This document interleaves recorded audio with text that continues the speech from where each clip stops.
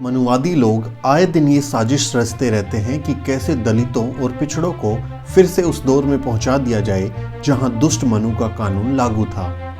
दलितों और पिछड़ों को पढ़ने लिखने से लेकर उन्हें नौकरियां हासिल करने से रोकने तक पूरी की पूरी मनुवादी व्यवस्था एक्टिव हो जाती है। देश की यूनिवर्सिटीज़ में दलित, आदिवासी और पिछड़ों के पढ़े लिखे नौजवान प्रोफेसर्स के पदों तक ना पहुंच सके, इसके लिए तरह तरह के हथकंडे अपनाए जाते हैं। ताज़ा खबर ये है कि यूनिवर्सिटीज़ में 200 पॉइंट रोस्टर लागू करने पर सरकार द्वारा जो एसएलपी दायर की गई थी उसे सुप्रीम कोर्ट ने खारिज कर दिया है। ऐसे में अब ये साफ हो गया है कि 5 मार्च 2018 का यूजीसी का लेटर ही मान्य होगा, यानी department wise 13 point roster system को फिर से लागू किया जाएगा। सरकार ने अध्यादेश लाने की बात कहकर धोखा दे दिया और कोर्ट ने इसके खिलाफ फैसला सुना दिया। ऐसे में लंबे संघर्ष के बाद उच्च शिक्षा में हासिल संवैधानिक आरक्षण कमोबेश खत्म हो गया है। एक बार फिर से मनुवाद जीत गया है। आप पहले ये समझिए कि रोस्टर सिस्टम होता क्या है। दरअसल रोस्टर पद की स्थिति यानी पोजीशन बताने का फॉर्मूला होता है।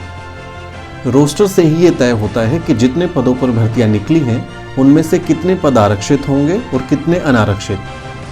जैसे किसी यूनिवर्सिटी या विभाग में 7 पदों पर भर्ती निकली हो तो रोस्टर से ही ये तय होगा कि कितने पद अनरिजर्व्ड यानी जनरल होंगे और कितने पदों पर ओबीसी और SC/ST वर्ग की भर्ती होगी।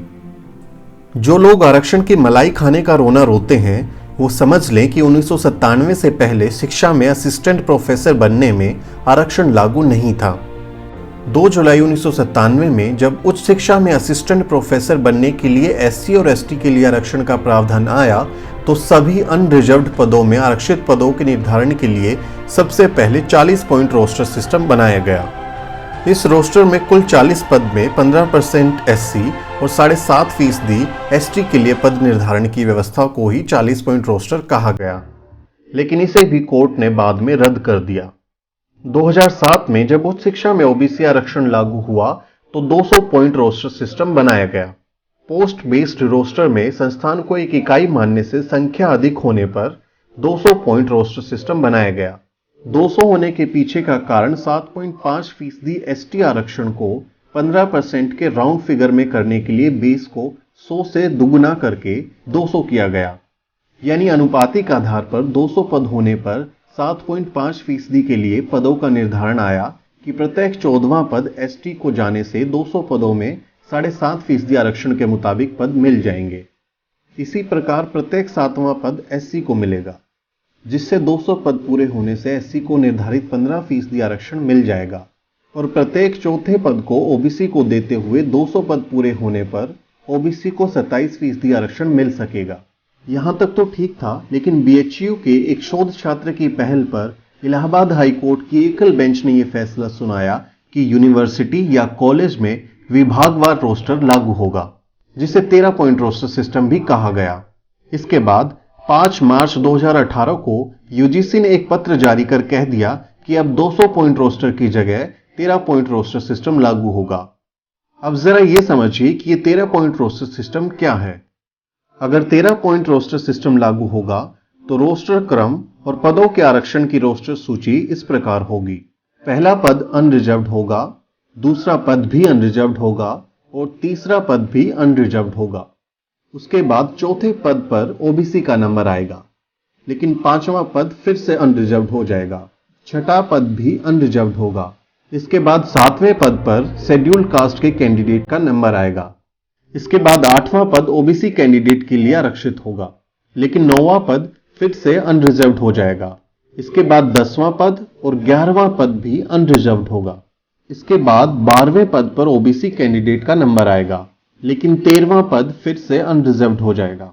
14वें पद पर शेड्यूल कास्ट के कैंडिडेट का नंबर आएगा, यानी शेड्यूल कास्ट के कैंडिडेट को तभी नौकरी मिलेगी जब एक साथ 14 वैकेंसी किसी पोस्ट पर निकलेंगी। अब जरा डिपार्टमेंट वाइज रोस्टर सिस्टम का खेल समझिए। यदि किसी नए कॉलेज या डिपार्टमेंट में सिर्फ 3 पद ही होंगे तो तीनों पद इस रोस्टर सिस्टम के हिसाब से अनरिजर्व्ड होंगे। ये खेल सबसे खतरनाक है क्योंकि इसमें डिपार्टमेंट वाइज रोस्टर बनाने से हमेशा के लिए आसानी हो जाएगी कि हर विभाग में 3 या 3 से कम पदों को ही विज्ञापित किया जाए। इस हिसाब से आरक्षित पदों का नंबर तो कभी आएगा ही नहीं। डिपार्टमेंट वाइज रोस्टर का दूसरा खेल समझिए। यदि किसी विभाग में कुल 15 पद स्वीकृत होंगे तब जाकर वितरण कुछ इस प्रकार होगा। 1 पद एसटी को मिलेगा, 2 पद एससी को मिलेंगे, 3 पद ओबीसी को मिलेंगे और 9 पद अनरिजर्व्ड कैटेगरी के हिस्से में चले जाएंगे। इस हिसाब से 15 में से सिर्फ 6 पद आरक्षित होंगे, यानी आरक्षण सिर्फ 40% लागू होगा। यानी संवैधानिक आरक्षण तो कभी लागू हो ही नहीं पाएगा। अब इस विभागवार रोस्टर का तीसरा और सबसे खतरनाक खेल देखिए। माना कि पुराने हिंदी विभाग में कुल 11 पद स्वीकृत हैं, जिनमें से 8 पदों पर आरक्षण लागू होने से पहले ही नियुक्तियां हो चुकी हैं, तो ये सभी सवर्ण यहां पढ़ा रहे हैं। अब आरक्षण लागू किया गया तो इन 8 में से चौथा और 8वां पद ओबीसी को और 7वां पद शेड्यूल्ड कास्ट को जाएगा, जिस पर पहले से ही कोई सवर्ण पढ़ा रहा है। नियम के हिसाब से ये तीनों पद शॉर्टफॉल में जाएंगे और अगली नौकरियों के विज्ञापन में 9वां, 10वां और 11वां तीनों पद शॉर्टफॉल को पूरा करेंगे।